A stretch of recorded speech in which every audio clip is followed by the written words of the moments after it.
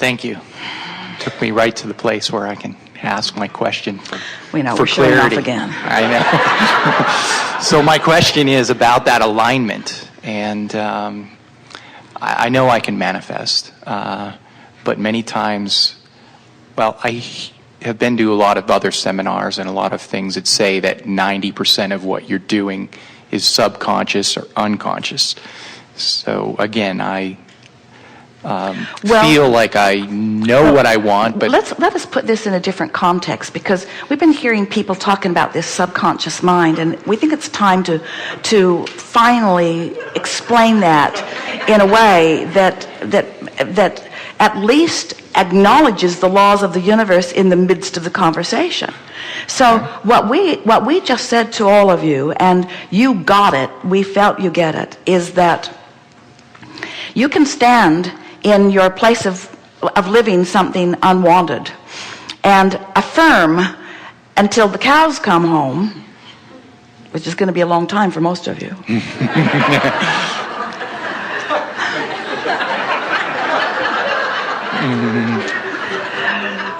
Of what you want. And you don't get anywhere because your words don't matter, it's your vibration that matters.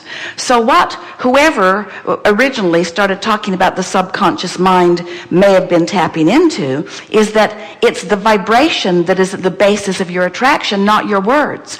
And that's what they're calling the subconscious. In other words, what's really going on is what you're offering vibrationally. But it's not subconscious. It's not subconscious. We will not shout. It is not. We will shout. It is not. It is not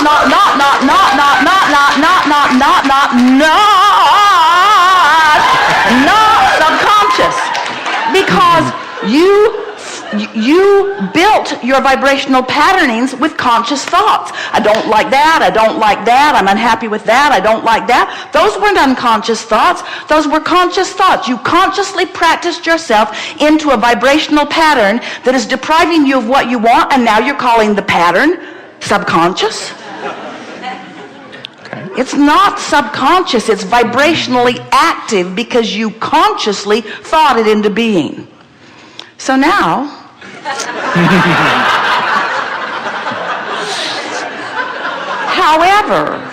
however, when we ask you to generally tune before you fine tune, and we ask you to feel for an emotion, that's conscious too, isn't it? In other words, can you unconsciously feel for an emotion?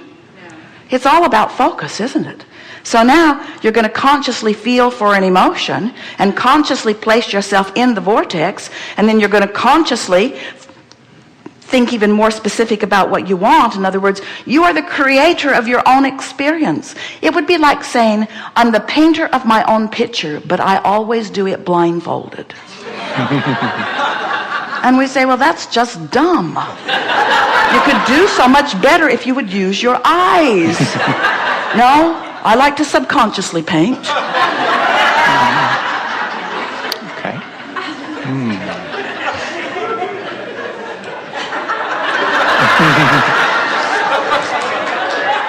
Well, we appreciate very much you repeating to us the idiotic basis that so many people are operating from, and we get why they think that. Right. And we understand how if somebody who knows nothing about the laws of the universe and who knows nothing about vibration, who's only doing what almost everybody is doing, which is looking at the results of what they're getting, and so they've got all these results that they don't want, we understand why they would say, well, I must be creating those from my unconscious mind, because I sure wouldn't do it from my conscious mind, because it sure isn't what I want. But we say, that leads you nowhere. That leads you nowhere. You've got to be able to make some correlation between where you are and where you want to be. You have to find something that guides you, you see. And the peanut gallery is not the answer. Yes, it's coming forth from within you. Really good. Best ever. Okay. So I have lots of rockets of desire, and they're going in a lot of different directions, and then I have a trained or a they are about many different subjects all going in the same direction of your vortex. Okay. Say that one more time, please.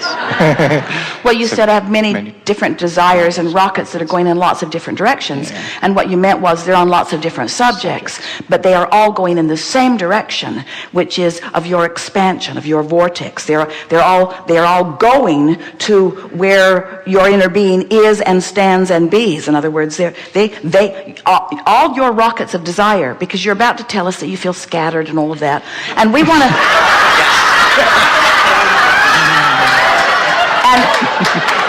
And we want to say to you that the vortex, there's nothing scattered in the vortex. You're sending it to the vortex, and the vortex is assembling them into cooperative components. And when you get into the vortex, you don't feel scattered. It just unfolds logically for you. Okay, and a practice that will get me into the general or away from the scattered feeling to be able to... So what this sales job is that we're doing here, we're just wanting... So you came right with us. In other words, we know that you understand that it's about attraction and that you've got a point of attraction going on. We know that you know that.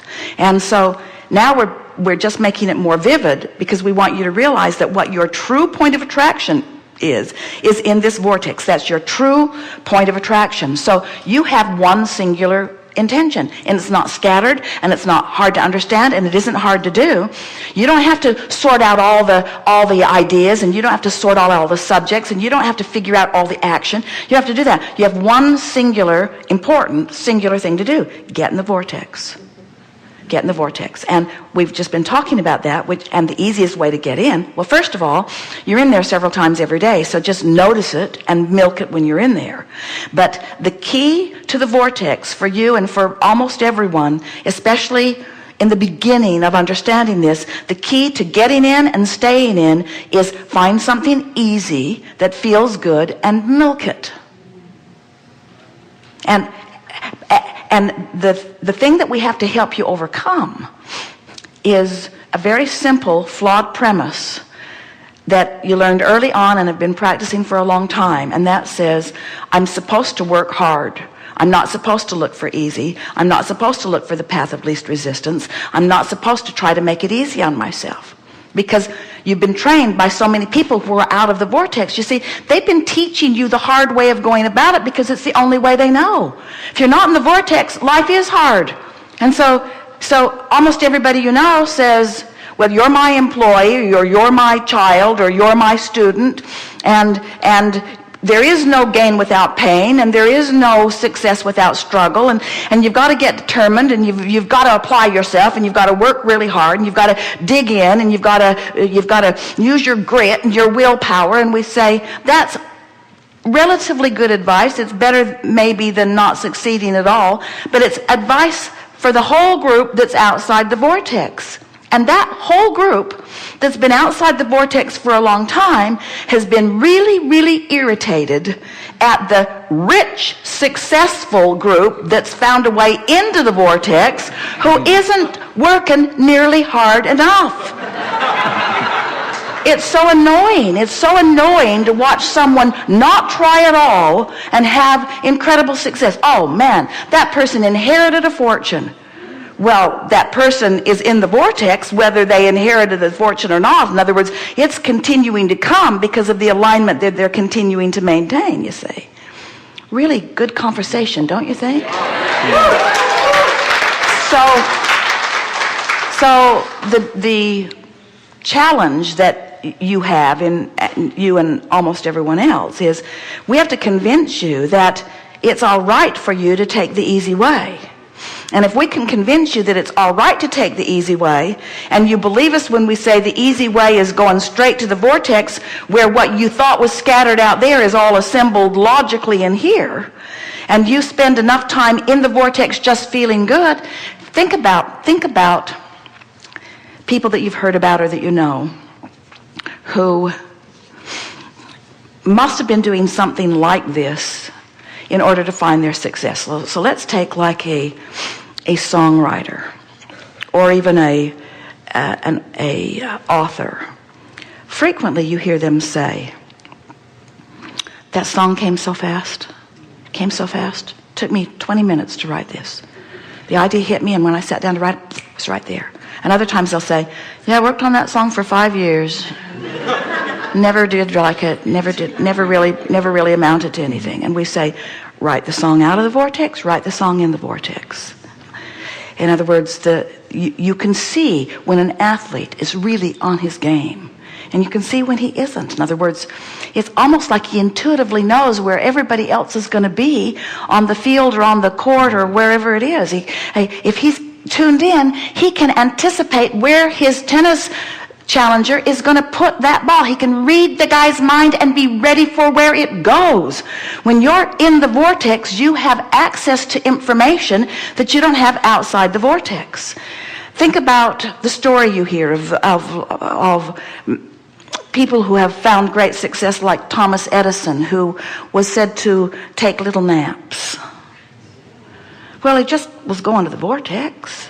He was just finding a way to go to the vortex, and when he'd go in there, ideas would come to him, because all of the ideas have been assembled chronologically or logically in an order of least resistance. So what happens as you go to the vortex and go to the vortex and go to the vortex, because you've now made it your high priority, is top on your list. Where are you going? To the vortex? Where have you been? In the vortex?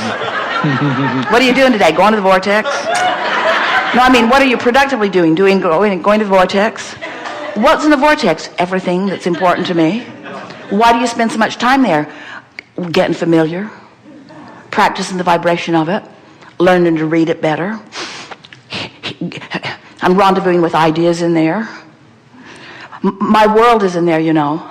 My world is in there. The world that I've put there even before my birth, and piece by piece ever since, is in there. I'm going there because that's who I am. That's where I belong. That's where everything I want is, and that's where the fun of life is for me. That's why I'm going there. That's why I'm going there. That's why I'm staying there. That's why I've made it my top priority.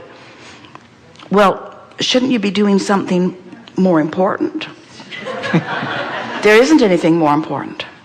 There isn't anything more important. That's all important. Everything good that happens to me starts after I'm in there.